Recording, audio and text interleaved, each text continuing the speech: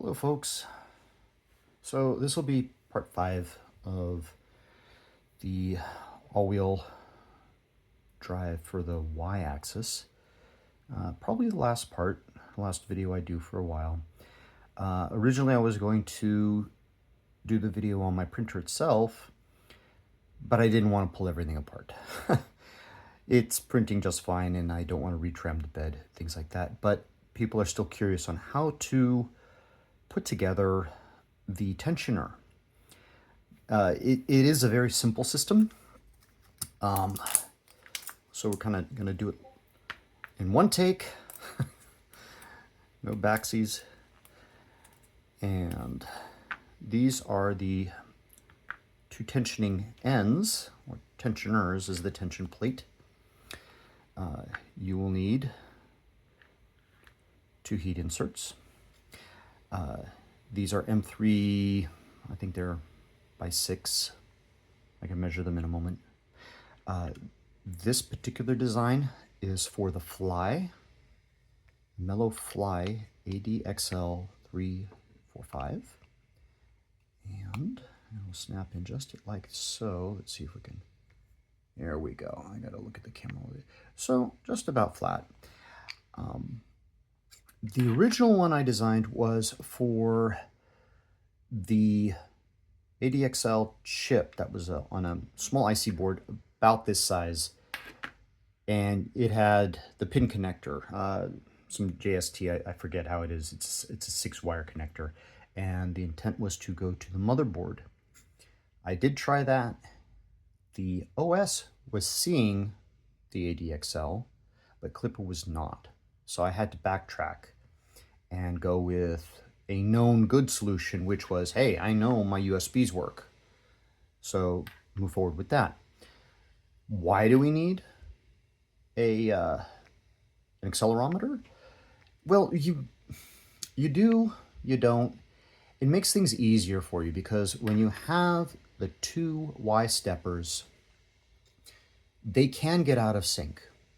What does that mean? Well, when you turn the power off, they may relax, and maybe in opposite directions, maybe a step forward. It's hard to say. If you look at the LH Stinger docs, he speaks about how to do it manually, and for the most part, that works just fine. In the Voron world, or where you have XY, it gets a bit trickier than that. And there are scripts, I mentioned this on the GitHub page, where the process of syncing those steppers are automated. There's a Clipper plugin that was written. And I have it set up so that when I do my initial home before I print, I run through that sequence and basically just vibrates the bed, and it measures those vibrations until it gets to an acceptable rate where it knows that the steppers are in sync. So that's why I use this. Do you need it? No. You can go with for bed slingers, you can go with what LH suggests, and it does work. If you want it more automated, this is the way to go. And keep in mind, every time you retension the belt, you need to go through the sequence. So again, automation helps better here. Got that out of the way. So you will need 4 screws. I have M335s here. I think I have 40s on my printer. I've run out of 40s. I've used them elsewhere, I think on the print head.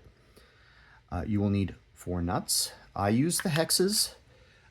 They don't tend to wobble, but they are the keepers. If you could fit a square nut in there, hey, go for it. I think that'd work well.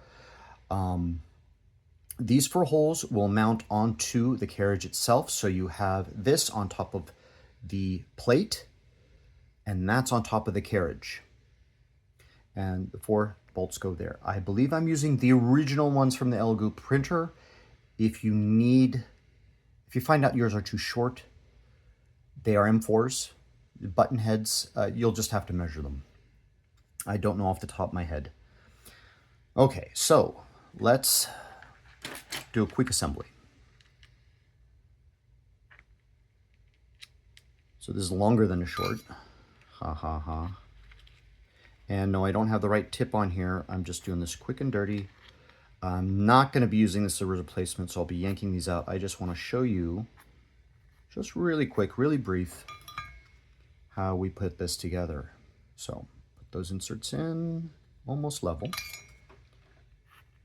I don't think the camera angle sees it quite as good as I do, but okay, too hot, too hot. And this is ASA, so I shouldn't be breathing too much. Oh boy, yeah, styrene. Greatest thing on earth, ain't it?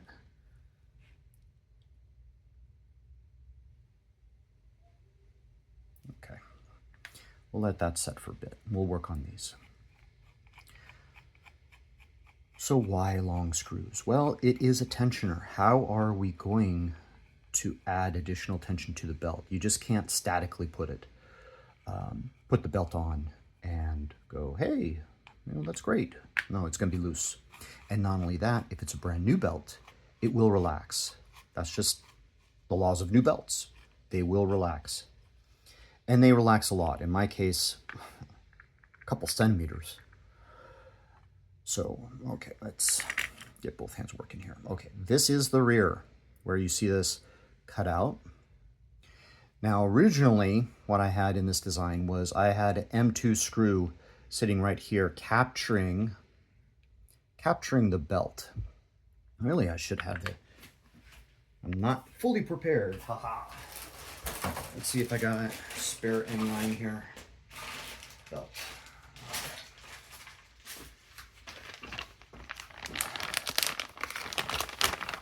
My old project.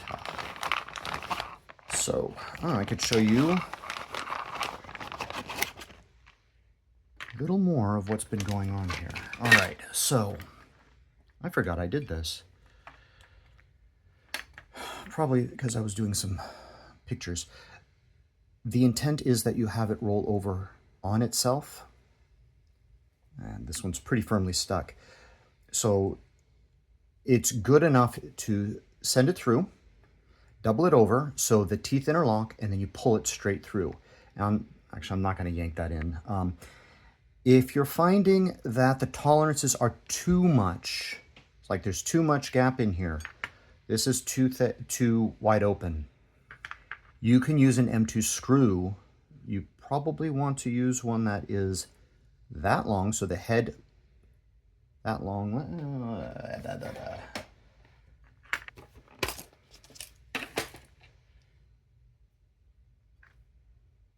The joys of doing things live. All right, let's get some measurements. Is that in the, I don't even know if you can see that. Yeah, I need a new battery. Okay, so an M3, M2, what is it, 15? 15 would work. You probably want to overhang it a bit.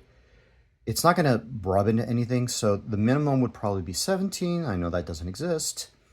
A 20 would be fine. So if you have one of those handy, or any steel pin. I've done testing with filaments, just sliding a piece of filament through, it'll bend. Piece of brass, it'll bend. So a piece of steel, if you have a steel dowel, that will work fine. A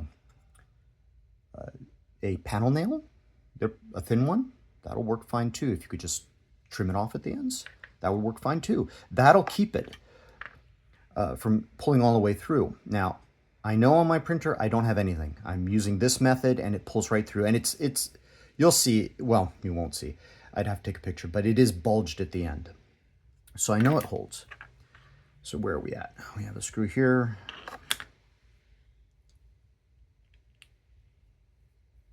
I don't have to go through the exercise of showing you how to do this now, which is good. So depending on your tolerances on your printer, these holes will be a little tight. When I did in PTG, I know that's, for my printer at least, I had it dialed in perfect and I didn't have to screw them in as such. Where did that nut go? So the nut will slide in like so. You're gonna hold it and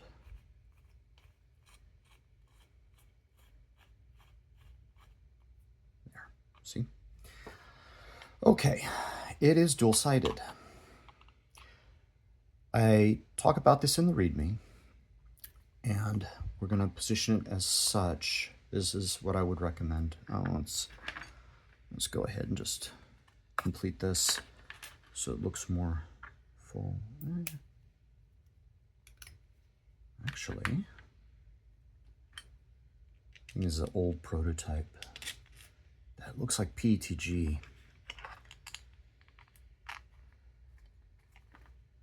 I wouldn't recommend PETG. It did deform on me, but you can also tell my tolerances are spot on for that one. ASA has a little shrinkage. All right, so let's do that. Let's do that.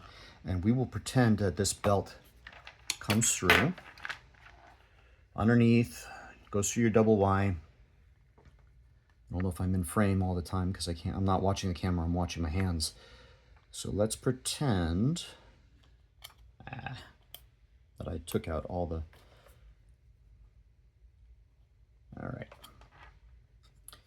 here we go. So mount this on, screw these in, keep them loose to begin with. You will shimmy this, pretend there's 2 screws on each. Okay, you'll pull this all the way through and then you'll buckle it, okay, and then yank. Get it as tight as you can with these open, all right? And the first side you're going to tighten is the rear. You're going to tighten it all the way down, okay? So that will be your initial tension. Remember, we're doing 2 screws. I don't have a nut in there, but we're going to pretend. Let's keep it in frame. All right. Now, let me do this real quick.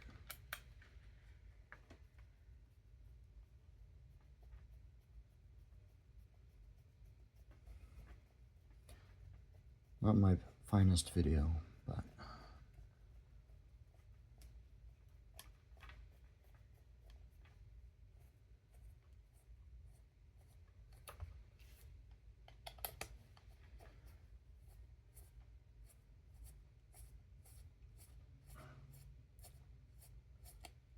there.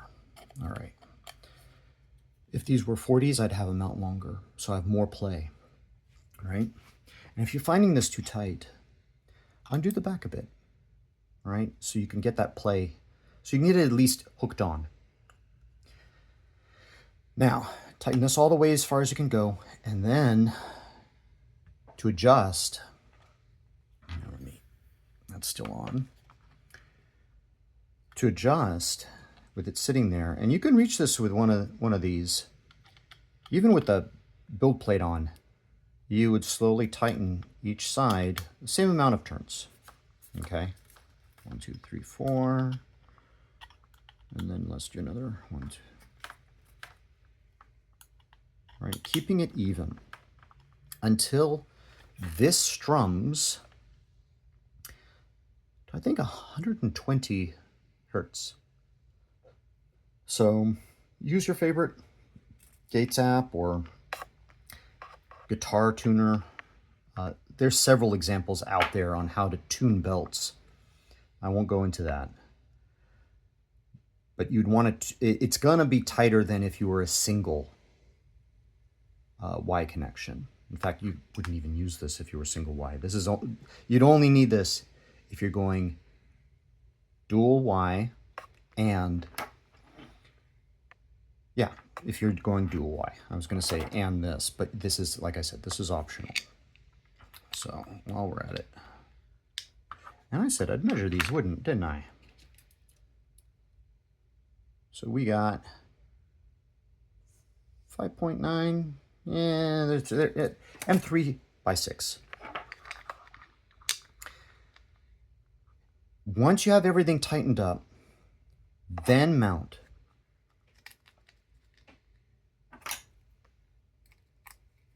And go ahead and mount. And I would suggest plugging it in while you're doing this, because once it's plugged in, it may not, well, if it's not plugged in, you may not have, I'll show you that in a moment, you may not have the freedom to plug it in or out. And that's okay. That's not a deal breaker there. Yeah, a little plastic got in there, didn't it? Again, you don't want to break the circuit board. So just, you should have a feel for it. And I did redesign it so there's clearance on the bottom. What I'm using today is the one for the older board that I spoke of, but I put washers underneath. You don't need to deal with it with this model. Okay. So, can I? Yeah, I can. All right. Oh, you should have at least 1 meter long. This is just for demonstration. All right, there you go. And where does this go? Say if it was 1 meter long. I have this zip tied to my heater wires. So on all the Elegoo printers, they have the heater wires coming off the rear of the bed. And it's already covered in that really nice weaved fabric, whatever, nylon, what have you. I just zip tie it along the way a bit. Give it a little bit of slack, maybe just a little bulge, so when it moves back and forth, it's not going to be ripping this out, right? You'll see that before you put your build plate on. Make sure that you move it back and forth and make sure it works smooth and you don't see any tension here, right? I guess we could create a some sort of relief here. I never thought about it until I looked at it just now. But I want to call this done. Maybe someone else will take that on. And then you add your build plate on, you tram it, and follow the rest of the README. That's it, really. So I'll end it here. And make sure those are flat. They didn't melt all the way through. That's good. All right, so remember, rear one first because that's harder to get through. If you're coming from behind, it's harder to see. The front one, I don't have any problem seeing. Just go in from underneath and I can tune it.